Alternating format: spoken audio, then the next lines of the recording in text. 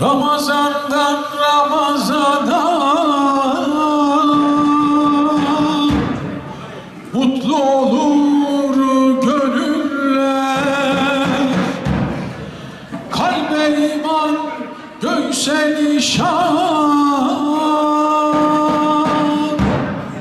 ere meydan bugünler.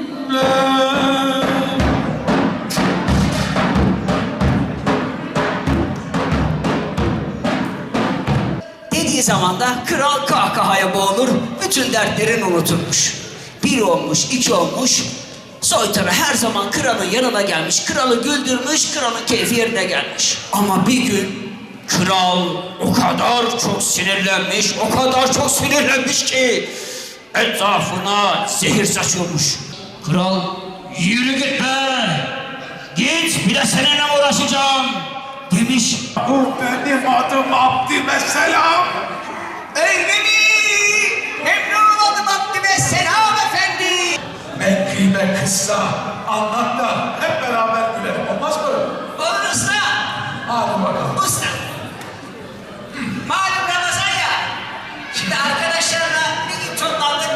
Ta Beyda Tabiat Parkı'nda iftar yapacağız usta. Ezan okundu. Herkesin de kolaları açtı.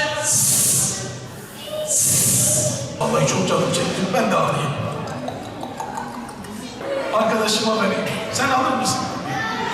Ya elimde kaldı, biri alsın. Çabuk gelin alın bak. Çabuk, çabuk, çabuk. Çabuk. Bir tane daha için usta. Bir tane daha doldur gel. Öne eğil. Çuçuva, çuçuva, çuçuva, vah vah, çuçuva dansıma gel katıl.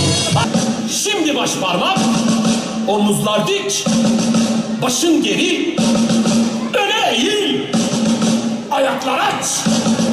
Çuçuva, çuçuva, çuçuva, vah vah, çuçuva dansıma gel katıl bana. Bir selam ver, kolların öne.